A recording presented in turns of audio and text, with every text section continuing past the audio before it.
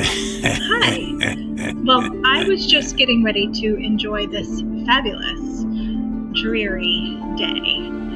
You know, there's nothing better when it's rainy, cloudy outside. I've got my cardigan, it's good and warm. I've got my coffee, my tea, also good and warm. And picked up an excellent book called The Series of Unfortunate Events. Now, this is quite literally one of my favorite series I have ever read. This series has it all. Mystery, intrigue, wandering, so many unfortunate events. This is not only a series that I loved when I was in school, but it's also one that I've shared with my kids. So, would you like to read it with me? A series of unfortunate events. The Bad Beginning. Book 1 of 13 Unfortunate.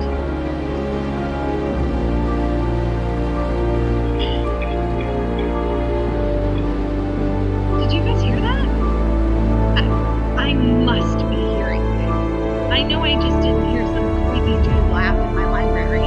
It's already a little dark. I'm trying to enjoy my lunch. I wonder who the creepy dude could be. Anyways, let's get back to our reading, shall we? Because I don't see anybody. The Bad Beginning, written by Lemony Snicket. It doesn't sound like a real name, does it? Oh, I know, there's this thing in mysteries where sometimes a person may have an alias. Now, what is an alias, you ask? An alias is sometimes a name that a person uses instead of their real name. That way they can't be found. And illustrations by Brett Helquist. Hey, did you see where that thing came from on the left-hand side? Do you see it? It's like shaped like an almond. It has a circle kind of in the center. What is that? Do you know what it is? It's kind of shaped like an eye. First the creepy guy, and now a weird eye? What exactly does that mean? I know it doesn't portend well. Well, anyways, here we go. Chapter 1. If you are interested in stories with happy endings, you would be better off reading some other book. In this book, not only is there no happy ending, well, there's no happy beginning, and very few happy things in the middle. This is because not very many happy things happened in the lives of the three Baudelaire youngsters. Violet, Klaus, and Sonny Baudelaire were intelligent children, and they were charming, resourceful, and had pleasant facial features. But they were extremely unlucky, and most everything that happened to them was rife with misfortune. Goodness. Just like the misfortune of Miss Shealey not being able to get those words out of her mouth. Misery, which means sadness, and despair, which means feeling like we have nothing else. The very bottom. I'm sorry to tell you this, but that is how the story goes. That sounds incredibly sad. Their misfortune began one day at Briny Beach. The three Baudelaire children lived with their parents in an enormous mansion that we just saw, at the heart of a dirty and busy city. And occasionally, their parents gave them permission to take a rickety trolley. Now, the word rickety, you probably know here, means unsteady or likely to collapse. Just like the word trolley means like a streetcar, or, we would have something like a bus. But instead of it being a bus that's closed in, it's a bus that has open air seats. So we're sitting out in the open, kind of like on a four-wheeler or a Ranger. They're alone on the seashore, where you would spend the day as a sort of vacation as long as they were home for dinner. This particular morning it was gray and cloudy, like today outside, which didn't bother the Baudelaire youngsters at all. When it was hot and sunny, briny beach was crowded with tourists, and it was impossible to find a good place to lay one's blanket. On gray and cloudy days like this one, the Baudelaires had the beach to themselves, to do as they liked. Now, Violet Baudelaire, here, the eldest, liked to skip rocks. Now, eldest is another word for oldest. Like most 14-year-olds, she was right-handed, so the rocks skipped further across the murky water when Violet used her right hand than when she used her left. And as she skipped rocks, she was looking out at the horizon and thinking about an invention she wanted to build. Anyone who knew Violet well could tell that she was thinking hard because her long hair would be tied up in a ribbon to keep it out of her eyes. Well, Violet had a real knack for inventing and building strange devices, so her brain was often filled with images of pulleys and levers and gears. And she never wanted to be distracted by something as trivial as her hair. This morning, she was thinking how to construct a device, construct means to build, that could retrieve a rock after you had skipped it into the ocean. That's really cool, kind of like a dog bringing back a ball after you throw it, right? Now, Klaus Baudelaire, seen here, the middle child and the only boy, liked to examine creatures in tide pools. Klaus was a little older than 12, and he wore glasses, like me, which made him look intelligent. Well, he was intelligent. The Baudelaire parents had an enormous library in their mansion. I wonder if it's as big as ours. A room filled with thousands of books on nearly every subject. Being only 12, Klaus, of course, had not read all of the books in the Baudelaire library, but he had read a great many of them and had retained, or kept, a lot of information from his reading. Now, he knew how to tell an alligator from a crocodile. He knew who killed Julius Caesar, and he knew much about the tiny, slimy animals found at Briny Beach, like the crab right there hiding in the rock, which he was examining now. Now, Sunny Baudelaire, the youngest, she liked to bite things. She was an infant and very small for her age, scarcely larger than a boot. What she lacked in size, however, she made up for with the size and sharpness of her 4 teeth. Sunny was at an age where one mostly speaks in a series of unintelligible, that means you can't make it out, shrieks, except when she used the few actual words in her vocabulary like bottle, mommy, and bite. Most people had trouble understanding what it was that Sunny was saying. For instance, this morning she was saying, gack, over and over, gack, gack, which probably meant, look at that mysterious figure emerging from the fog. Sure enough, in the distance, along the misty shore of Briny Beach, there could be seen a tall figure striding towards the Baudelaire children. Sunny had already been staring and shrieking at the figure for some time when Klaus looked up from his spiny crab he was examining and saw it too. He reached over and touched Violet's arm, bringing her out of her inventing thoughts. Look at that, Klaus said, pointing towards the figure.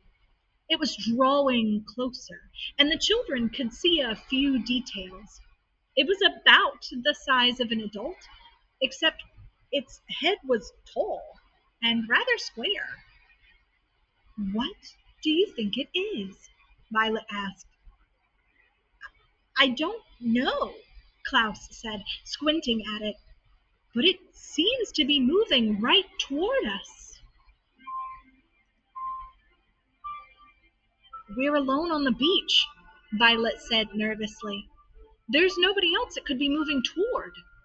She felt the slender, smooth stone in her left hand, which she had been about to try to skip as far as she could. She had a sudden thought to throw it at the figure, because it seemed so frightening. "It only seems scary," Klaus said, as if reading his sister's thoughts, "because of all the mist." This was true. As the figure reached them, the children saw with relief that it was not anybody frightening at all, but somebody they knew. Mr. Poe. Mr. Poe was a friend of Mr. and Mrs. Baudelaire's, whom the children had met many times at dinner parties. One of the things Violet, Klaus, and Sunny really liked about their parents was that they didn't send their children away when they had company over, but allowed them to join the adults at the dinner table and participate in the conversation as long as they helped clear the table. The children remembered Mr. Poe because he always had a cold and was constantly excusing himself from the table to have a fit of coughing in the next room. And Mr. Poe took off his top hat, which had made his head look very large and square in the fog, and stood for a moment, coughing loudly into a white handkerchief. Violet and Klaus moved forward to shake his hand and say, "How do you do?" "How do you do?" said Violet. "How do you do?" said Klaus. "How do you?" said Sunny. "Yes, fine, thank you," said Mr. Poe, and he looked very sad. For a few seconds, nobody said anything, and the children wondered what Mr. Poe was doing there at Briny Beach, when he should have been at the bank in the city where he worked. He was not dressed for the beach. The top hat, the briefcase, the nice dress shoes, the suit. "It's a nice day," Violet said finally, making conversation. Sunny made a "yes," and "it is a nice day," said Mr. Poe absently, staring out at the beach. "I'm afraid I have some very bad news for you children." And Klaus picked her up and held Sunny. The three Baudelaire children looked at him. Violet, with some embarrassment, felt the stone in her left hand and was glad that she hadn't thrown it at Mr. Poe. "Your parents," Mr. Poe said, "have perished in a terrible fire." And the children didn't say anything. "They perished," Mr. Poe said, "in a fire that destroyed the entire home. I'm very, very sorry to have to tell you this, my dears." Violet took her eyes off Mr. Poe and stared out at the ocean. Mr. Poe had never called the Baudelaire children "my dears" before. She understood the words he was saying, but thought he must be joking, playing a terrible joke on her and her brother and sister. "Perished," Mr. Poe said, "means killed." "We know what the word perished means," Klaus said crossly. He did know what the word perished meant, but he was still having trouble understanding exactly what it was that Mr. Poe had said. It seemed to him that Mr. Poe must have somehow misspoken. "The fire department arrived, of course," Mr. Poe said, "but they were too late. The entire house was engulfed in flames. It burned to the ground." Klaus pictured all of the books in the library going up in flames. Now he'd never read them all. Mr. Poe coughed several times into his handkerchief before continuing. "I was sent to retrieve you here, and to take you to my home, where you'll stay for some time while we figure things out. I am the executor of your parents' estate. That means I will be handling their enormous fortune and figuring out where you children will go. When Violet comes of age, the fortune will be yours, but the bank will take care of it until you are old enough."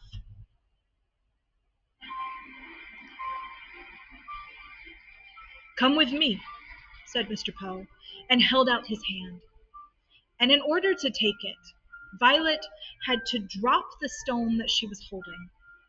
Klaus took Violet's other hand, and Sonny took Klaus's other hand, and in that manner the three Baudelaire children, the Baudelaire orphans now, were led away from the beach and from their previous lives.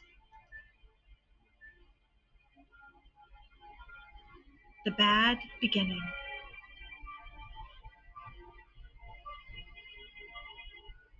Well, I don't know about you, but that is certainly a lot to take in. It's a lot for anyone to lose their home, to lose their adults that they love and are used to. And if you would like to know what happens to the Baudelaire orphans, who the creepy man is, and what that eye has to do with anything, you can continue reading Lemony Snicket, a man who famously said, "Wicked people never have time for reading. It's one of the reasons for their wickedness." You guys have a great day. I'm going to go finish my coffee.